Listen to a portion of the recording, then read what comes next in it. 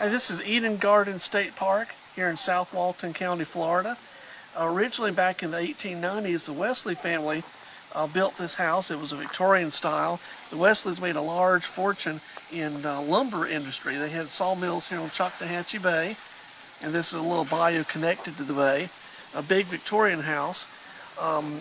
Back in the 20th century, though, the Wesley family moved away, and Lois Maxim in the early 60s, New York City reporter, she came down here and she wanted to restore the house, and she did, but she took away a lot of the Victorian trim and wanted to make it like Tara from Gone with the Wind, so she turned it into a neoclassical style of architecture, and a big collection of antique furniture that she had in the house as well.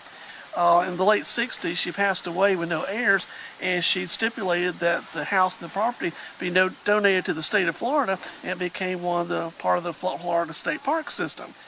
And in the early 1970s, Ray Milland and several others starred in a grade B eco-horror movie called Frogs that was filmed here. They had all these thousands of exotic frogs put it here on the property, and the frogs eventually took over because people were polluting the byways. And very interesting but poorly made movie, but it was a locally made movie. The most interesting part of the movie to me is a lot of the frogs they brought here escaped, and they're still living here. Their descendants are.